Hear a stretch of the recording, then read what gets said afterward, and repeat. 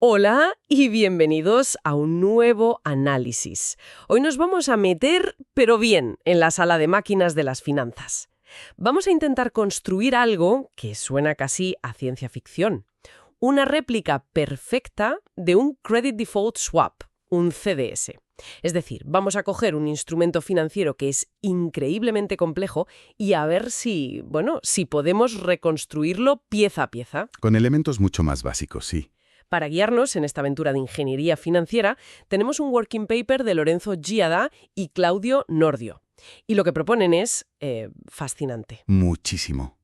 Parten de una estrategia que parece impecable, casi de libro, pero que, y aquí está la gracia, esconde un fallo garrafal. Nuestra misión de hoy es convertirnos en una especie de detectives financieros, encontrar ese fallo, entender por qué es tan grave y, claro, descubrir la solución ingeniosa que proponen para crear, ahora sí, una réplica sin fisuras. Un análisis forense en toda regla. Vale, pues vamos a desgranar esto. Para empezar, hay que decir que los autores no se complican la vida intentando replicar un CDS del mundo real con toda su letra pequeña. No, para nada. Montan una especie de laboratorio, un entorno controlado para poder trabajar. Antes de empezar a construir, limpian la mesa de trabajo, por así decirlo. ¿Qué reglas ponen para simplificar el juego? Exacto. Crean un modelo teórico puro, como un experimento en un vacío. Vamos. Lo primero que hacen es eliminar el tiempo. ¿Cómo que eliminar el tiempo? En la realidad, desde que una empresa impaga hasta que el CDS se liquida, pueden pasar semanas o meses.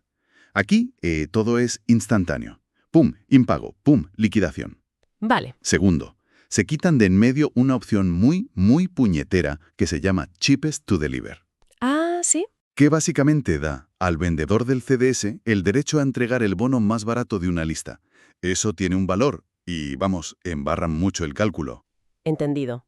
Y la simplificación clave, la fundamental, es que el CDS solo se activa por una única razón: el impago del emisor del bono. Solo eso. Nada de reestructuraciones ni otros eventos de crédito. Es un interruptor de encendido y apagado.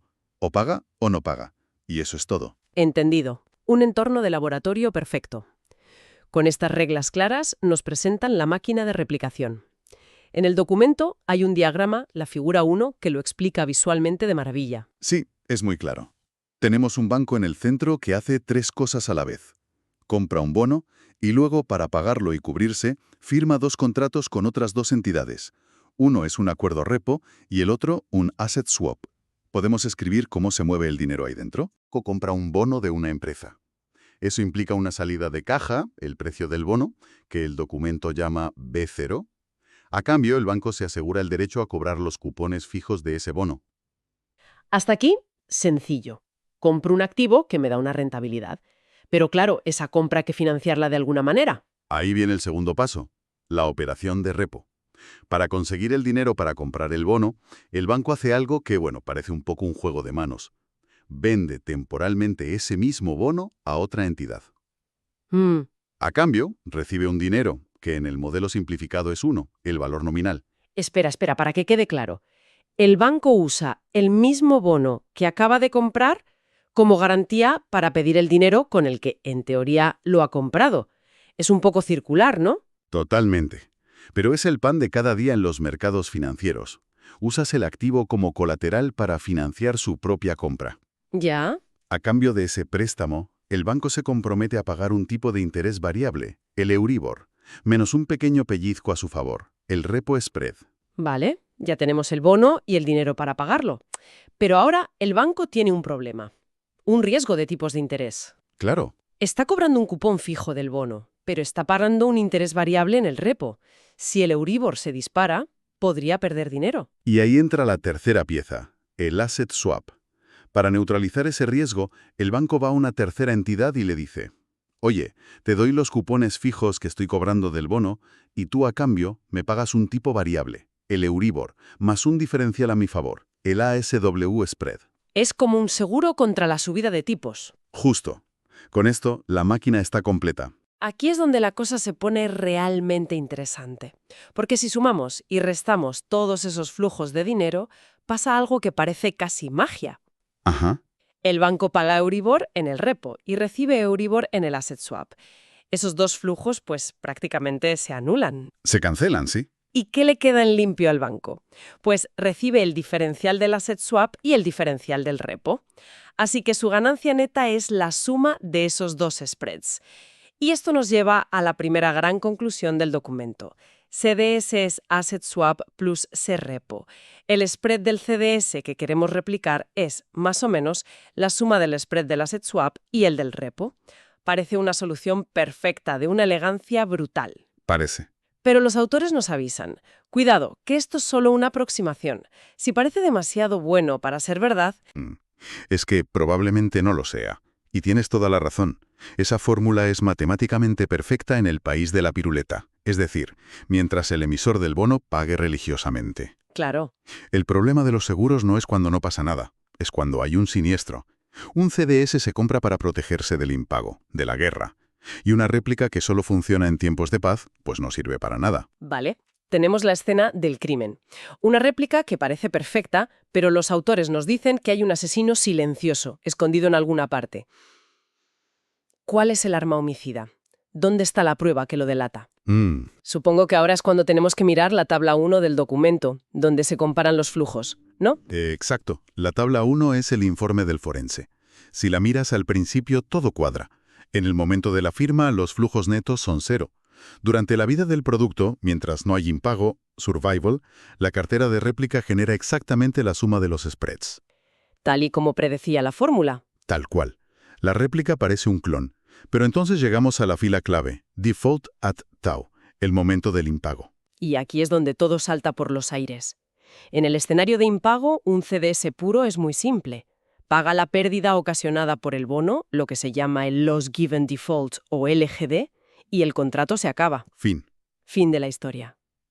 Pero cuando miramos los flujos de nuestra cartera de réplica en ese mismo instante, en la columna del Asset Swap aparece un intruso, un flujo fantasma llamado MTM Tau. ¿Qué demonios es eso? Ese MTM es el Mark to Market del Asset Swap. Es el valor de mercado que tiene ese contrato en el preciso instante del impago. Ajá. Y aquí está el kit de la cuestión. Un derivado estándar no se evapora porque el activo al que está referenciado tenga problemas. Sigue siendo un contrato legal entre el banco y su contraparte. Y en ese momento tendrá un valor, que puede ser positivo o negativo dependiendo de cómo se hayan movido los tipos de interés.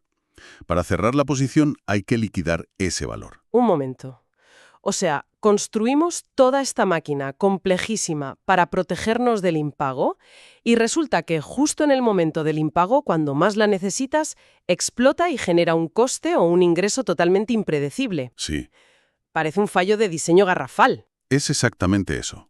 Imagina que el CDS es un seguro de coche de un solo folio que dice: si tienes un accidente, te pagamos el valor del coche y se acabó.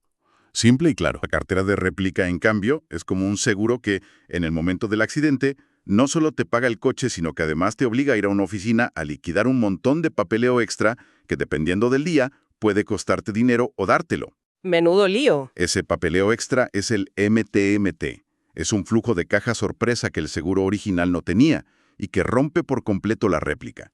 Te deja clarísimo por qué la fórmula inicial era solo una aproximación. Vale, el MTMT es el villano de la película. El Asset Swap estándar es la pieza defectuosa que arruina todo el invento. ¿Cómo lo arreglan? Añaden otra pieza, un nuevo contrato para neutralizar este efecto. Aquí viene la genialidad del paper. La solución no es añadir más complejidad, que sería lo fácil. No, sino modificar una de las piezas existentes. Proponen cambiar las reglas del juego del Asset Swap con una cláusula especial, una cláusula de terminación anticipada. Una cláusula de terminación anticipada. Suena a botón de autodestrucción. Es exactamente eso, un botón de autodestrucción para el Asset Swap.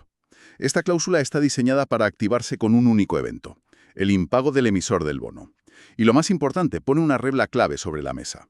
Cuando se activa, el importe de liquidación del swap, el closeout amount, tiene que ser 0. Ni para ti, ni para mí. O sea, que en el momento en que el bono impaga, el contrato del Asset Swap se desintegra limpiamente, sin generar ese maldito MTM. Se elimina el flujo fantasma. Y si volvemos a imaginar la tabla 1 con esta cláusula, de repente, todo encaja. La pérdida de la cartera de réplica es exactamente la misma que la del CDS. Ahora sí que es perfecta. Pero esto suena demasiado fácil. ¿Esa cláusula existe en el mundo real?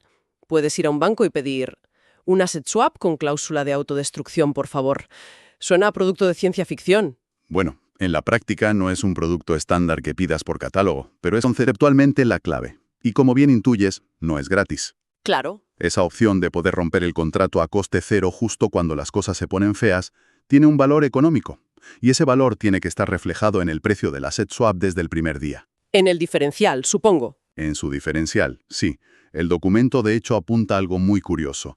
El coste de esta cláusula, y por tanto el ajuste en el spread, depende de si el bono cotiza por encima o por debajo de su valor nominal. Ah. Al final, es una opción, y su precio depende de la probabilidad de que te beneficie o te perjudique en el futuro. Entendido. La solución es brillante.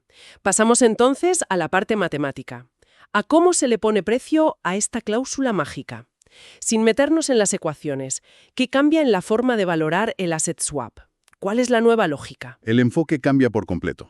Antes era como comparar una manzana con riesgo, que es el bono corporativo, con una manzana perfecta de laboratorio, un bono teórico sin riesgo. La diferencia de valor entre las dos, repartida en el tiempo, te daba el spread. Ya. La nueva lógica es más sutil. Es como decir, olvídate de la manzana, vamos a valorar la cesta que la contiene. La cesta. Explica esa analogía, que me gusta. Imagina dos cestas. Una es una cesta súper segura, hecha de un material indestructible, que sabes que siempre va a valer 100. Esa es tu referencia sin riesgo. Vale. La otra cesta está hecha por nuestra empresa, y aunque ahora parece que vale 100, sabes que podría tener un defecto y romperse, o sea, entrar en impago. Entiendo. La nueva lógica no compara las manzanas, compara las cestas. Calcula la diferencia de precio entre la cesta segura, que siempre vale 100, y la cesta con riesgo. Esa diferencia de valor, anualizada, es el nuevo spread de nuestro asset swap cancelable, el Scarsway. Me encanta la analogía. Y eso nos lleva, por fin, a la fórmula final y exacta, ya sin el símbolo de aproximadamente. Scarsway igual a Scarsway plus SRIPO. El puzzle está resuelto. Resuelto. Entonces, esto no es solo un ejercicio teórico, no. Es una forma de crear un puente real entre tres mercados distintos. Es un puente de no arbitraje, que en finanzas es lo más sólido que hay. Te muestra que el precio de un CDS, el de un repo y el de este asset swap están íntimamente ligados. Claro. Si los precios se desvían de esa fórmula, hay una oportunidad de ganar dinero sin riesgo y, a nivel teórico, el valor de esa cláusula de autodestrucción es exactamente lo que en derivados se llama CVA, El Credit Valuation Adjustment. que no es otra cosa que el ajuste que haces en el precio de un derivado para tener en cuenta el riesgo de que tu contraparte quiebre. Al final, viene a ser lo mismo, ponerle precio al riesgo de que algo salga mal. El documento también comenta que este modelo se puede generalizar, que no solo funcionan en laboratorio, sino que se puede adaptar a situaciones un poco más reales. Sí, lo hace para demostrar que la idea es robusta. El modelo base asume que el repo y el bono vencen el mismo día, lo cual es muy conveniente, pero poco realista. Ya. Luego lo adaptan a un term repo, una financiación a un plazo más corto que el bono. La lógica es la misma, la máquina sigue funcionando, pero los cálculos se complican un poco para ajustar los distintos plazos, como se ve en la tabla 2. Es una prueba de estrés para el modelo. Y la supera. Exacto. Entonces, ¿qué significa todo esto para un banco o un trader en su día a día? ¿Para qué sirve esta fórmula en el mundo real? Pues mira, tiene dos aplicaciones muy claras. La primera es para la gestión interna. Muchos bancos tienen en su balance productos como los extractor repos, que son muy parecidos a esta cartera de réplica. Ah, claro. Este modelo les da un marco teórico sólido para valorarlos y gestionar todos sus riesgos de forma coherente. ¿Y la segunda aplicación cuál sería? Es más de mercado, para la caza de oportunidades. Si eres un trader y conoces los precios de dos de los tres componentes, puedes usar la fórmula para calcular cuál debería ser el precio justo del tercero. Ah, qué interesante. Por ejemplo, ves el precio de los CDS y de los asset swaps cancelables en tus pantallas, y la fórmula te dice que el repo spread debería ser del 0,10%. Si miras al mercado de repos y ves que se está negociando al 0,15%, Acabas de encontrar una inconsistencia. exacto, una posible oportunidad de arbitraje. Es una herramienta para mantener los precios de mercados relacionados en línea. Hagamos un resumen para que no se nos escape nada de este viaje. Hemos empezado con una idea muy intuitiva: construir un CDS comprando un bono, financiándolo con un repo y cubriéndolo con un asset swap. Parecía una máquina perfecta. Pero descubrimos que tenía un fallo fatal. En el momento clave, el del impago, la máquina explotaba por culpa de un flujo de caja inesperado, el MTMT, generado por el Asset Swap estándar. El villano de la película. Y la solución, que es de una elegancia tremenda, no fue añadir más piezas, sino rediseñar una de ellas. Introducir en el Asset Swap una cláusula de terminación anticipada. El botón de autodestrucción. Eso es, un botón que lo elimina del mapa a coste cero en caso de impago. Exacto. Una cláusula que por supuesto tiene un precio y que se incorpora en el diferencial del propio swap. Y esa pequeña modificación contractual es la que finalmente nos permite llegar a una fórmula exacta y sin arbitraje que conecta de manera perfecta tres mercados, el de CDS, el de repos y el de asset swaps modificados. La pieza que faltaba para que todo el engranaje funcionase. Esa era. Es un ejemplo increíble de cómo en la alta ingeniería financiera un detalle en la letra pequeña es lo que separa una aproximación chapucera de una estructura teóricamente perfecta. Y esto nos lleva a una última reflexión, una pregunta que el propio documento deja en el aire. Para simplificar, el modelo asume que los tipos de interés y el riesgo de impago no están relacionados, que van cada uno por su lado. Una asunción fuerte. Muy fuerte, pero admiten que es una gran simplificación. Esto suscita una pregunta importante. A ver. ¿Qué pasaría con esta réplica perfecta en un entorno de mercado de pánico, como una crisis financiera? En esos momentos, los tipos de interés se mueven de forma violenta precisamente porque el riesgo de impago de las empresas se dispara. Las dos variables están fuertemente correlacionadas. Claro. ¿Cómo cambiaría el valor de esa cláusula de autodestrucción en ese escenario? ¿Seguiría la réplica siendo tan perfecta bajo ese nivel de estrés? ¿O esa correlación rompería la máquina de nuevo? Qué buena pregunta. Es una idea un poco inquietante. Que toda esta estructura tan elegante, tan perfecta en el papel, quizás se venga abajo justo en la tormenta para la que fue diseñada. Ahí lo dejo. Una reflexión muy interesante para concluir. Con esto llegamos al final de nuestro análisis. Gracias por acompañarnos.